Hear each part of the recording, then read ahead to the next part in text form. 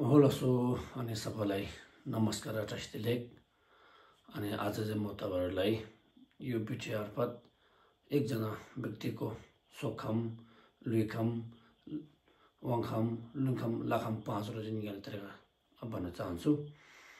अनि सबभन्दा अगाडि अब यो पाँचवटा निकाल्नु तपाईले के थाहा हुनु पर्यो भने एकजना व्यक्तिको वर्ष जसरी थाहा हुनु पर्छ। अनि वर्ष थाहा नभइकन यो पाँचवटा निकाल्नु बहुत गाह्रो हुन्छ। अनि त्यही कारणले अब जसो अब यसपालि 2025 मा चाहिँ तपाईले एकजना अब बच्चा भर्खर जन्मेको छ भने त्यसको चाहिँ अब लोथा कसरी खोज्ने सोखम लुङखम वाङखम कसरी खोज्ने भन्दाखेरि चाहिँ म तपाईलाई भन्न चाहन्छु। जस्तो यसपालि 1 वर्ष बच्चाको चाहिँ लोथा के पर्छ भने चाहिँ अब यसपालिको नम्लोको लोथा के छ त्यही पर्छ। अब यसपालि नम्लो के हो भने चाहिँ यसपालि अब डुल्लो हो। तपाईँ डुल चाहिँ के भयो उहाँको अनि उहाँको आफ्नै अब लोथा भइहाल्यो। अब उहाँको सोखम के पर्यो भन्दाखेरि सोखम चाहिँ तपाईले अब यो हातमा अब कुन चाहिँ हातमा चाहिँ कुन चाहिँ अनुमा चाहिँ हेर्नुपर्छ। पहिला मैले भिडियोमा भनेसके तपाईले त्यो भिडियोमा तपाईले एकचोटि हेर्नुस् हैन। जस्तो यहाँबाट छिवा लाङ ताक यो ठुक डुल भन्दाखेरि अब के पर्यो यहाँ चाहिँ मे परिसकेको छ। उहाँको सोखम मे पर्यो। लाखम चाहिँ के भन्छ लानी सोकी मारुसी भनेको छ। अनि मेमा के आउँछ सिङ सिङखम चाहिँ उहाँ के पर्यो लाखम पर्यो भने थाहा हुन्छ।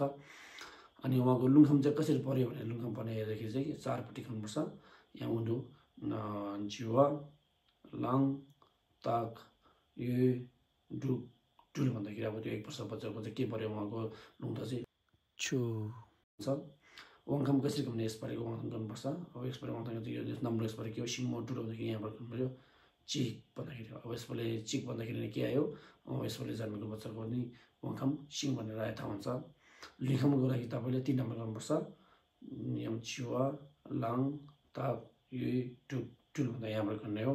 कहाँसम्म गर्ने सिङसम्म गर्नुपर्छ भन्दाखेरि कसरी भने यहाँबाट चाहिँ चाक छु मे भनेर मुखमा के आयो मे आयो। अब मेखम चाहिँ उहाँ के लुइखम भयो। अनि एकजना व्यक्तिको चाहिँ यसरी निकाल्नुपर्छ। जस्तै तपाईले उदाहरण राख्यो भने 19 वर्ष मान्छेको 19 वर्षको लोथा के हो भने चाहिँ यहाँबाट चाहिँ यहाँको नै चिक चुक्सुम भनी चुक्सुम चुक्सी चोङा चुटु चुक्डुन चुक्के चुगु भन्छ।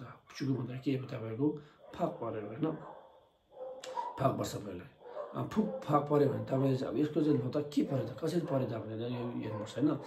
अनि यो चुगु पर्यो उहाँको सोखम के पर्यो भने कहाँ छ यो त्यो हेर्ने। उहाँको कहाँ पर्छ यहाँ मुनिपट्टि परेको चुखम पर्यो भने थाहा हुन्छ। चुखम चाहिँ उहाँको के पर्यो सोखम पर्यो। लानी सोकी मरुसी भने छुमा के पर्छ छुमा चाक भनेपछि चाक चाहिँ के उहाँको लखम पर्यो भने थाहा हुन्छ। अनि उहाँको जस्तै गरौँ उहाँको वाङथम वाङथम कसरी थाहा हुनुपर्छ। वाङथम जस्तो हेर्ने वाङथम यहाँबाट चाहिँ अब नम्लो अब के हो यसपालि सिङमो ठुलो सिङमो ठुलो भन्दाखेरि तपाईले यहाँबाट हेर्नु अब यहाँबाट सिङमो ठुलो भन्दाखेरि यहाँबाट गर्ने सिङ चाहिँ यहाँ हुन्छ। अनि यहाँबाट चिक नि कति वर्ष हाम्रो त्यो थाहा हुनुपर्छ 19 वर्ष होइन। चिक नि सुम सी टु टुन के कु भन्दाखेरि न यहाँ आयो यहाँ के भयो मेखम पर्यो भनेर थाहा हुन्छ उहाँको चाहिँ। अनि त्यसै गरी उहाँको अनि लुइखम कसरी हेर्ने भने चाहिँ लुइखम चाहिँ तपाईले 3 डाम्नु हेर्नुपर्छ। अब उहाँको के हो उहाँको फाक परेको छ जिवा लाङ ताक यो टुक टुल ता लु टेल्चा कि फाक भन्दाखेरि यहाँबाट गर्नुपर्छ। भन्दाखेरि यहाँ चाहिँ कहाँसम्म गर्नुहुन्छ उहाँको वाङखम मे हो। अब मेसम्म जानुपर्छ है। यहाँ पनि चाक छु मे सा भन्दाखेरि उहाँको के पर्यो यो चाहिँ उहाँको लुङखम चाहिँ सा पर्यो मुखमा के त्यो पर्यो होइन। उहाँको यो लुङ त के पर्यो भन्दाखेरि चाहिँ यहाँबाट चाहिँ जिवा लाङ ताक यो डुक डुल ता लुक टेल चा कि फाक भन्दाखेरि के पर्यो उहाँको यहाँ चाहिँ उहाँको चाहिँ के पर्यो भने चाहिँ मेखम पर्यो भने चाहिँ थाहा हुन्छ। अब यो चाहिँ हातमा हेर्ने तरिका चाहिँ यसरी हो ल।